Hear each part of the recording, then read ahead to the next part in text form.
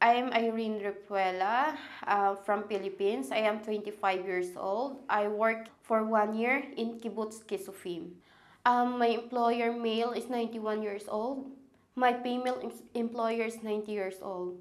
October 7, early in the morning, 6:30, I wake up because of alarm. There is a siren of Sheba Adom. So I need to get up to get my employer because my room is in the bomb shelter, Mamad. So my employer is in different room. So I need to get up to help them. When I get up, they're coming to my room. So I put them in the Mamad. So usually after 10 minutes, we have a manager to tell them that we can go out, we can get some food, but that time there's no messages. We cannot get messages. So while they are in my room, I told them that I will open our main door. Maybe your sad will come because we have visitor from Ireland.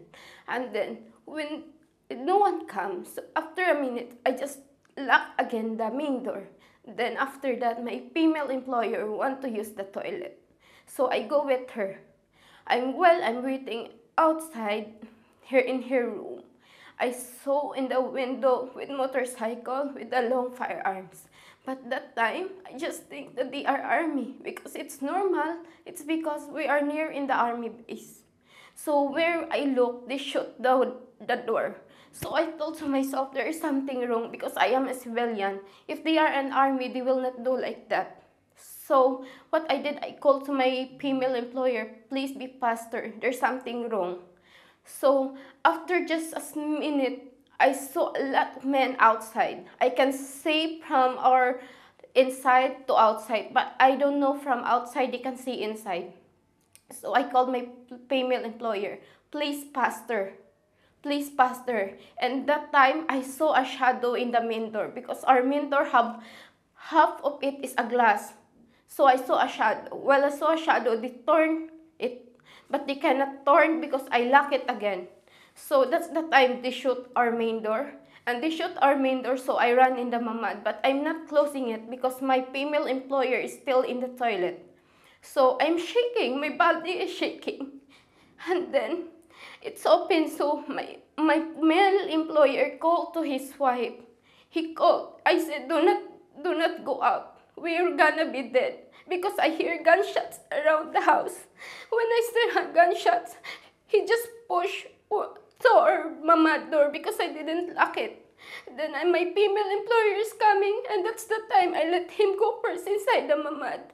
And then I'm the one, then I lock it. So I saw from the outside, the Hamas from the outside, they going inside. And the Hamas inside going outside, and this look at that. And then I close the mamad. And at the time, I can still hear gunshots. I can still always people outside the house. And then at night.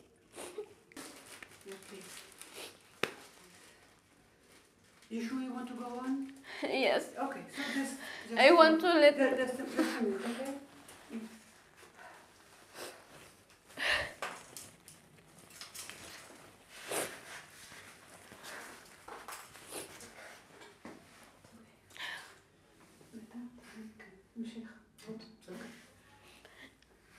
Okay, so now Okay. go back to the moment. So, October 7, in the afternoon, we don't have food, we don't have water. So around 9 in the morning, I think at 9, we don't have electricity. But we don't have breakfast that time yet. Because when I look in our salon, in our kitchen, all was ruined. The refrigerator was ruined. All the food was in the floor. And the time I cannot get anything because I don't know what to think. So I said we can just stay in the mamad. So at night, they want to go to the toilet one by one.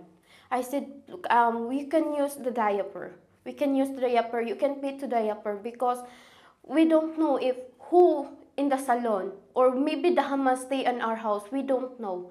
They said we cannot use it. I cannot. So I just find a way. I have a small garbage can inside my room. So I let my male employer pee in the trash bin, little trash bin. So I let her pee in the trash bin. So when he pee already there, around 8 in the evening. So that's the time one of them, one by one, going to the toilet. And I need to go with them. It's so dark. We don't have electricity. And my Nayad is out of battery. I have only 11%. So I just send message. My mother don't know what happened because I don't want them to get worried. So I just tell my husband what happened. So my husband sent a message to my mother. So I just said, maybe this is my last day. Please take care of my children. And then, so I need to go with them one by one. I still heard gunshots while we are in the mamad. I can still gunshots, bombing, still. So I just recorded it to send them. This is what happened now. I need help. So I sent a message to the Philippine embassy that I want a rescue. Please get me here because we don't have food and I have couple employer. They are old. I'm afraid they will suffocate or I am afraid they will burn our house because I can see already in the news that some house was burned. And then my friends also send a message, please do not go out, save yourself because we are my fellow caregivers from Philippines, they were killed already. So some of them said, please do not go out.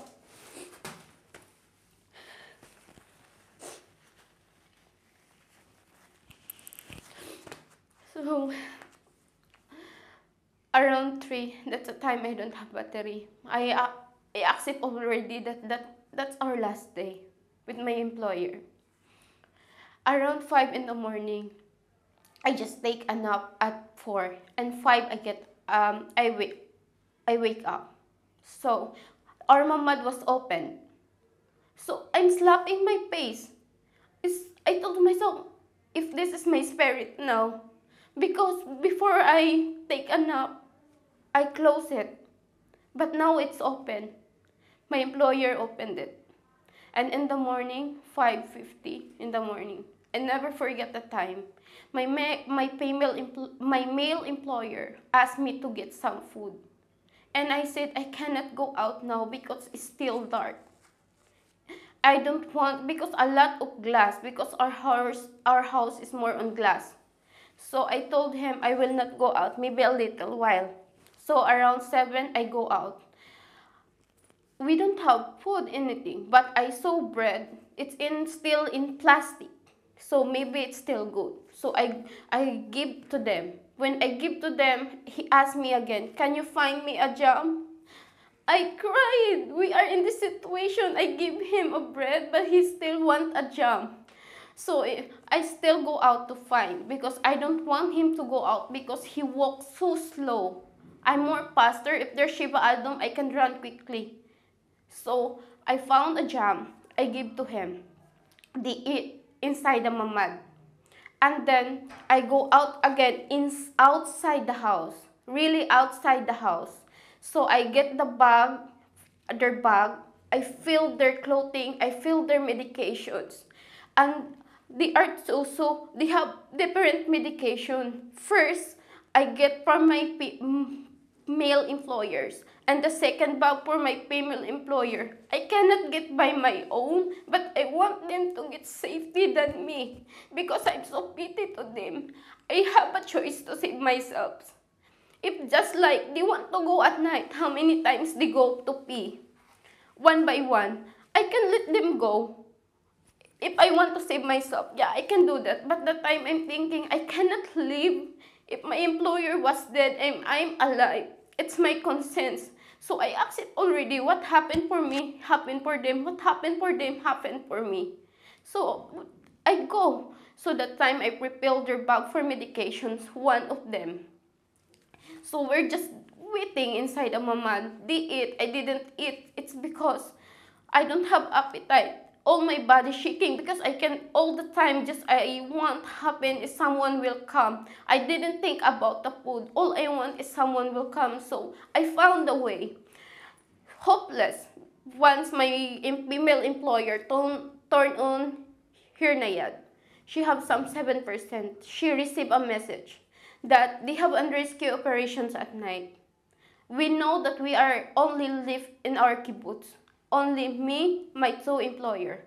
So I'm hopeless, but still I want to be like strong because how about my kids? I have two children. They are so little. So I find a way. My nayad is dead. I go out again.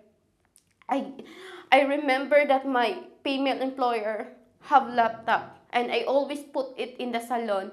I go out. I don't think that whatever happened, I just go out. I need to find a way. So when I go out, I see her laptop because I put it so under. And then I put a pen, so I get the laptop. That's the time I charge my nayad. That's the time I sent to IDF that we are still alive. I asked to the children, please someone can come here because we are still there. We are left. So around 3 p.m. October 8, that's the time the IDF come to our house. Then when they come, I cannot carry their bag because I don't have strength. All my body shaking when I saw someone enter the house. I heard noise, someone entered the house. All my body shaking. When they opened it, I saw an army. And then I thought they were just like an Hamas because some of the terrorists disguised that they are the Hamas. That's what I see in the news. That's what I see they posted. So I'm shaking. So I see that they're coming. I accept all the time. I accept that I'm going to be dead. I accept all the time already. So when someone call our name, that's Ronnie. He's the man who saved our lives also. When I heard he called our name, that's the time I said, oh, thank you, Lord. Thank you. And then the troop said, Ayreen, he don't know my name. He said, you can go with the troops. They will escort you going out. So I cannot walk because I don't know. I cannot do a step at the time. I cannot do a step. So Ronnie, bring his car near in the house. So I ride to him. When we are in the Takana, in the Kissofim, we still hear gunshots. And my employer riding a conduit with the army. So what Ronnie did, he stopped. Then he let my male employer pass. So they go down the car. Then he let my employer pass. So when my employer passed, they go inside again the car. And then he said, because he see me that I'm shaking, so he do like that. Hold my hand, trust me, everything gonna be okay. So I'm still crying. So when we go out in the main gate, the Kissopim, that's the time I saw our gate was broken. It's nothing. No, so we pass by, I see in my right side, I'll never forget. Wounded armies, a lot of blood. I saw dead bodies wrapping. Ronnie said, do not look, but I see already. So until now, that trauma remains. But I still keep fighting that. Hopefully that will be like a memory. Because every time I start sharing what happened, I cried and cried. Now, like just, if like can speak in my language, someone will know how pain or how traumatic I experience. But I'm trying my best to explain, even not in my language, so they will know how traumatic we've been. Also in my fellow's caregiver that was killed.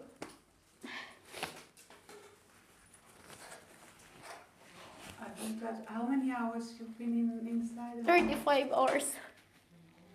So just say it again because the doctor. How many hours were you in Mama? 35 hours. Do you? I don't know. I mean, if you feel more comfortable to speak in Philippines, what's the language of the Philippines? Tagalog. Tagalog, yeah, Tagalog. Would you like to say to describe everything in Tagalog? Yeah, sure. I can. Better. I won't understand, but I think it'd be easier for you to technically speak in Tagalog. Okay? I will start in the beginning. If you're right, if you Yeah, want to. I can do it. Yeah. Around October 7, 6:30 in the morning. You can go to Tagalog. Yeah, 6:30 in the morning. Bumangon ako kasi nakarinig ako ng alarm, which is Sheba Adom. So, kailangan ko puntahan yung employer ko. Kasi yung room nila is hindi mamad. Ang room ko is mamad. So, pinuntahan ko sila. Nung pagpunta ko sila, naka-ready na pa sila, nakatayo na. So, pinauna ko silang pumasok bago ako pumasok. So, nung nasa mamad na kami, nagstay kami kasi may 10 seconds kami na sumabog. Pero, hindi pa lang sila nakapasok sa mamad, sumabog na yung bomba. Rinig na rinig ko kasi ganun sila kahina maglakad. So, ang ginawa ko na lang, pinastay ko muna sila sa mamad. Usually, may 10 minutes kami after sumabog yung bomba. After 10 minutes, yung manager namin magsisend ng update ko ano na gagawin namin kung pwede na ba lumabas. Pero hindi kami pwede lumabas kasi wala pang update. Sinabi ko na lang sa female employer ko na kung pwede i-open ko na lang yung main door namin kasi may bisita kami galing Ireland. Yung anak niya at saka asawa niya nasa apartment. So sabi ko, I will open the mamad because the apartment don't have mamad. So inopen ko yung mamad. Inopen ko yung main door. Pagka-open ko yung main door, balik ako sa mamad. So after ilang minuto, walang dumating. So nilako ulit. Hindi ko hanggang ngayon, iniisip ko pa din kung bakit nilako ulit. Kasi 7 in the morning, bumabangon na yung employer ko para mag-breakfast. And then, gagawin ko after, magdidilig ng halaman because I like flowers. So, I'm watering the flowers in 7 in the morning. But at that time, sinarado ko ulit. I don't know why. So, nung nasa mamad na ako ulit, sabi ng female employer ko, gusto niya gumamit ng toilet. So, need ko siya samahan. May own toilet siya sa room niya. 2 toilet namin. Isa doon sa sala, tapos isa doon sa room niya. Ganamit niya is yung sa room niya. So, nung paggamit niya nun, naghintay lang ako. Sa left side ko, may bintana doon. Doon ko tumingin. Doon ko nakita una na may nakamotorsiklo, may angkas, may dalang firearms. Akala ko lang nun is army lang kasi near kami ng army base. So, nung pagkatalikod ko lang, pinutukan yung bintana kung saan ako tumingin. So, kinakabahan na ako kasi sa isip ko, walang army gagawa ng ganito kasi nga, civilian kami. Common sense na talaga na walang army na gagawa ng ganun. So, after mga ilang minuto lang, ilang segundo lang, may narinig na akong madaming tao sa labas, nagsisigawan. Something, parang familiar ng words eh. So, tagsisigawan sila. Ilang segundo lang, may nakita na akong shadow sa main door namin. Trinay din ni in-open yung main door. So, pagka-try niya i-open yung main door, di mabuksan kasi nakalock yun. Pinutukan. So, that time na yung tumakbo ako sa mamad. Pero hindi ko nilock yung mamad kasi yung isang female employer ko nasa toilet pa. So, rinig na rinig ko yung paulan ng bala sa loob ng bahay. Rinig na rinig ko. So, yung male employer ko, tinatawag niya asawa niya. Kasi di pa nakapasok. Sabi ko, huwag ka lumabas, mamamatay tayo lahat. Please, huwag ka lumabas. Pero hindi siya nakinig. Kung ako din sa side niya, syempre, lalabas ako kasi asawa ko yun, partner ko yun. Kukunin ko talaga, kahit naman ako sa side niya. Naiintindihan ko siya. So, isang push lang niya, open na yung mamad namin. Buti na lang, yung asawa niya, papasok na din. So, pinapasok ko silang dalawa muna, bago ako. Pagkapasok nila, doon din na yung hamas na nasa labas, papasok, at yung hamas na nasa loob ng bahay, palabas, doon na nila kami nakita. Doon ko pa din nalock yung mamad. Sa oras na yun, akala ko safety kami kasi nasa loob na kami ng mamad, nakalock na. Pero nangangamba pa din ako kasi baka sunugin yung bahay namin kasi doon yung nakikita ko sa news na may mga bahay na sinusunog. So, ang ginawa ko na lang, nag-post ako sa social media ko na kailangan ko ng tulong, pinasok kami. May kuryente pa kami noon. Dinig, naka-video pa ako, naka-record pa ako na habang nasa loob kami ng bahay, pinapaulan ng bala. Hanggang nawalan kami ng kuryente, paulan pa din ng bala ang nadidinig ko, tapos bombahan pa. So, stay lang kami sa mamad. Nung mga hapon na, doon ko pa tingnan kung anong nangyari. Doon na tumambad sa akin yung sira naming bahay. Sira naming sala, sira naming pintuan. Doon na tumambad sa akin yung pagkalabas ko ng hapon na. So, after nun, ginawa ko, nagstay lang kami. Sa gabi, doon na yung employer ko, labas-pasok na sila sa toilet. Nakiusap ako na sa diaper muna kayo iihi. Sabi niya, hindi daw, di sila comfortable kasi di sila nagda-diaper kasi. So, labas sila, sinasamahan ko. So, ganoon, isa-isa, wala kaming kuryente. Doon ko na din na yung kwarto ng employer ko, may emergency light sila doon. So, yun yung kinuha ko para dadalhin ko kapag lalabas sila. So, labas, pasok sa toilet. Hanggang gabi, rinig ko pa din yung putukan. Gusto ko humingi ng tulong, pero natatakot ako kasi di ko alam kung sino kalaban, kung sino kakampi. Kasi walang kuryente, ang dilim. Nagsisigawan pa din sa labas namin, nagpuputukan pa din sa labas namin. So, stay lang kami. Around 3 to 4 a.m. the time na nagnap na ako kasi di ko na kaya yung antok at gutom. Mga 5 in the morning, doon na ako nagising. Open na yung mamad namin. So, sabi ko, patay na ba ako? Espiritu ko na ba to? Sinampal ko pa mukha ko. Kasi open na bago ako nagpahinga, sinarado ko muna. So, open na siya. So, nakita ko yung male employer ko is gumamit pala ng toilet. Di na niya ako ginising. Lumabas na siya. Pagkatapos, sabi niya, pwede ko ba daw kumuha ng pagkain? Sabi ko, hindi muna ako lalabas kasi napakadelikado. Daming basag na mga salamin. Baka ano pa mangyari, hintayin muna natin magliwanag ng konti. Tsaka ako lalabas. So, mga 7 a.m. na, doon na ako lumabas. Basag lahat yung pagkain namin nasa floor, mga semento, nagmix na. So, nakita lang akong tinapay, nakabalot pa siya ng plastic. Pero baka mayroon tong mga bubog, yung maliit na glass. Sabi ko na, okay na siguro to. At least may makain sila, ipacheck ko na lang. So, binigay ko yung tinapay sa kanya. Pagbigay ko, sabi pa niya, kung pwede ba kumuha ako ng jam, pampalaman ng tinapay niya. Umiyak na lang ako sa galit. Sabi ko na lang, sige, bahala na. Lumabas ulit ako. Nakapulot ako, binigay ko sa kanya. So, nung kumain na sila, lumabas ako ulit sa labas ng bahay na talaga. Nagtitingin muna ako sa bintana, kung meron bang tao. Meron pang putukan, pero medyo malayo na sa bahay. Ma-identify ko na hindi to malapit. Far pa to sa amin. So, lumabas ako ng bahay, kinuha ko yung bag. Nandun kasi yung mga bag namin na panglagayan pag may emergency. So, kinuha ko yung bag. Nirefill ko yung mga gamit una ng male employer ko, mga gamot niya, mga damit niya. Tapos, sa female employer ko naman, damit niya, mga gamot niya. Niready ko lahat yung dalawang bag. So, naisip ko din, may tubig pala akong nabili. Kasi may bisita kami, nilagay ko sa labas. Lumabas ako ulit ng bahay. Kinuha ko yung tubig. So, yun yung pinainom ko sa kanya. Hopeless na ako, pero at the same time, nag-pray ako na sana may miracle na mangyari. So, habang sila nasa loob, kumakain sila, ako naman busy ako, naghahanap ng paraan kung anong gagawin ko. Doon ko din naisip na may laptop pala itong female employer ko, nilagay ko sa sala, sana hindi man lang nabasag or hindi kinuha. So, lumabas ako, pagka labas ko ng bahay, nakita ko yung laptop niya, pinatungan ko yun ng stand, yung portable pa na maliit. Kinuha ko. First time ko yun nagawa na mag-charge ng laptop through cellphone because ever since, wala akong laptop. So, naisipan ko lang baka pwede.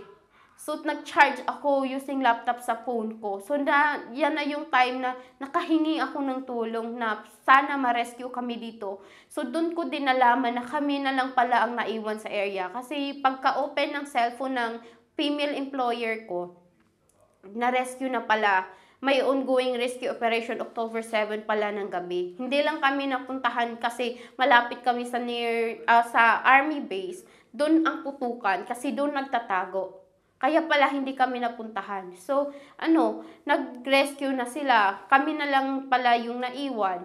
Ginawa ko na lang, hingi na lang ako ng tulong sa Philippine Embassy. Nagpapaalam ako na okay na ako kasi yung dalawang kasamahan ko na Pinay sa area, na-rescue na pala sila. Ako yung nanghinging ng tulong sa Philippine Embassy na 3 kaming Pinay dito, kailangan namin ng rescue. Pero ako yung naiwan.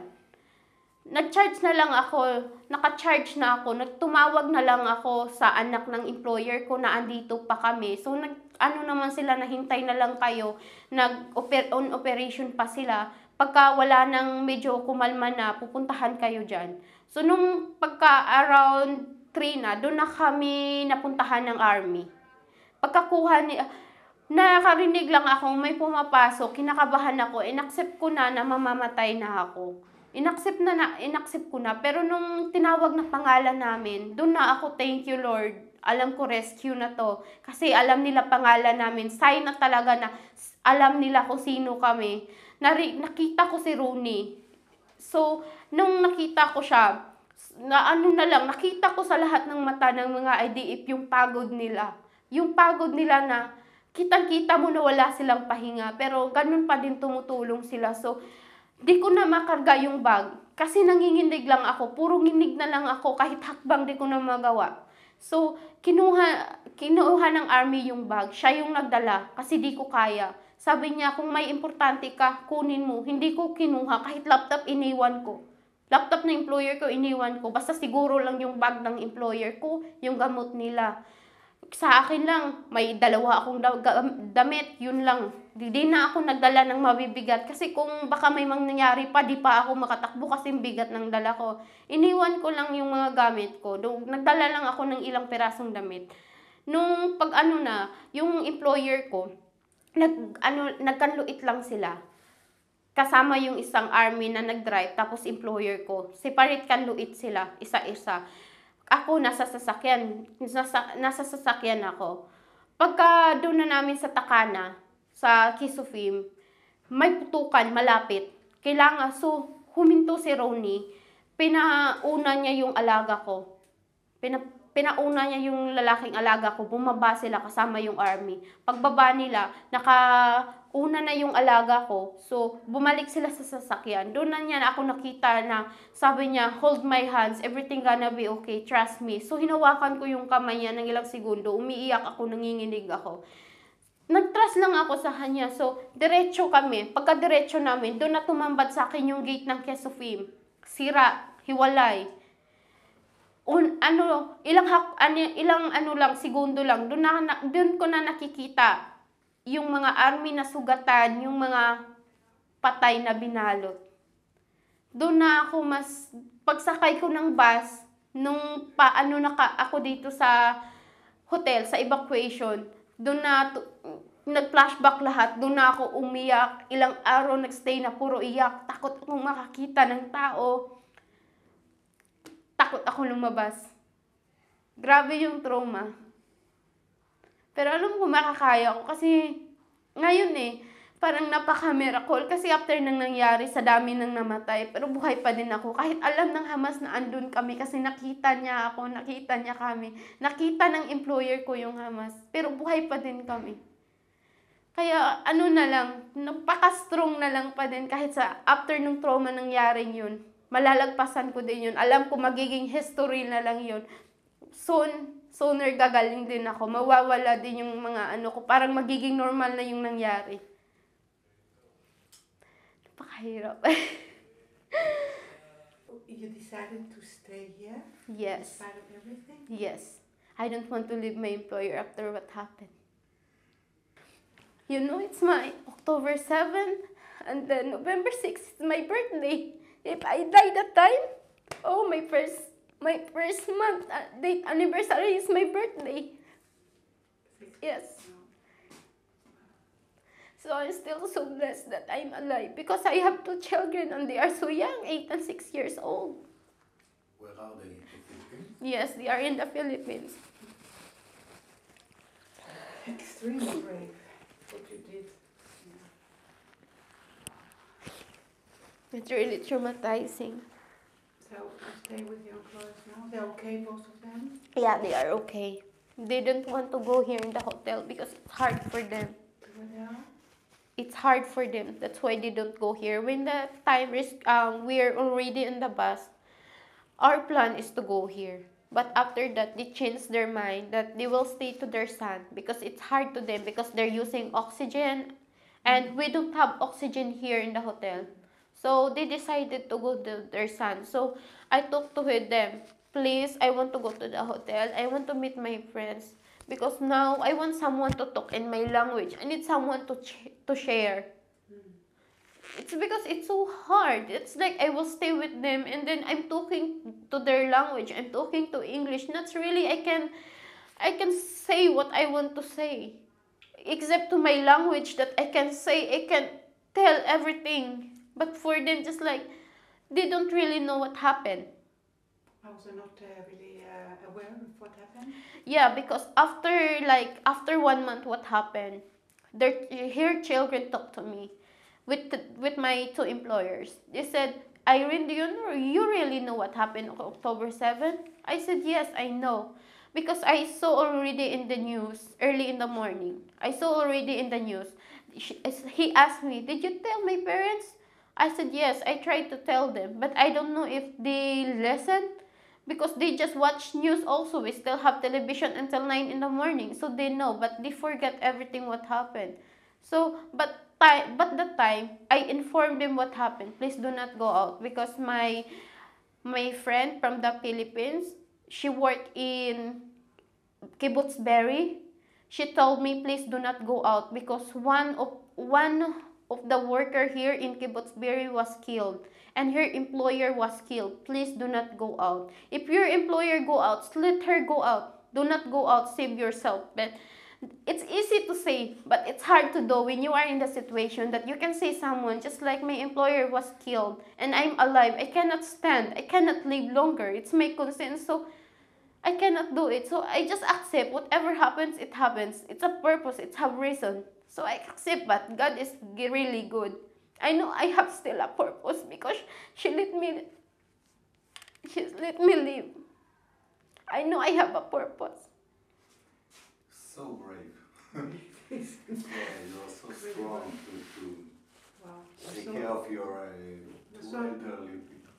You're so lucky. They are so lucky. To We are have so you. lucky. They are so lucky to have you. That you protect them and you take care of them. And that's why I don't know what happened to them if I take a day off. I'm planning with my friends to take day off at Friday, October 6th. We're planning to take day off because it's her birthday. We're going to, usually the workers have day off. They go to Tel Aviv to celebrate. I'm so rare to go outside. But that time they said, oh, we will go, we celebrate. But I didn't go. At the time I said yes. But I changed my mind. I don't want to go. So I think, what if I go? I have a friend also in Kibbutz Kissufim. She's also from Philippines. So I talked to her. I called her ate, just older sister. Ate, if we go to DOP, what happened to our employer? What happened to your employer? Especially my two employer. What happened to them? And then all the videos that I have, all the recorded that I have, I showed to the IDF. When he said, this is not our gun. This is not the noise of the gun. I can identify. This gun is not from ours. It's from the enemy. You are so lucky. Ronnie told me, you are so lucky that you are still alive after what happened. This gun you recorded, this old video that you have, this is from the enemy.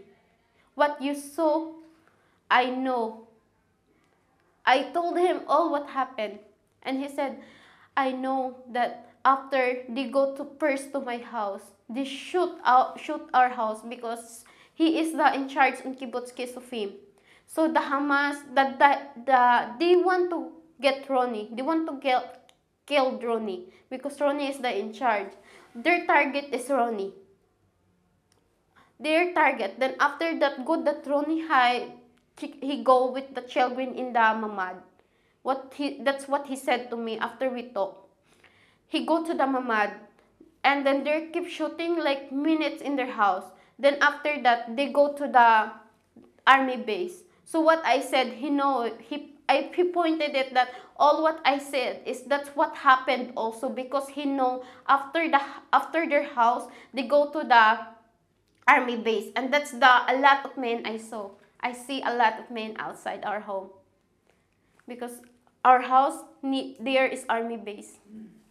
And then he said after the rescue, after he get me in the Kissufim with my employers, they fighting more.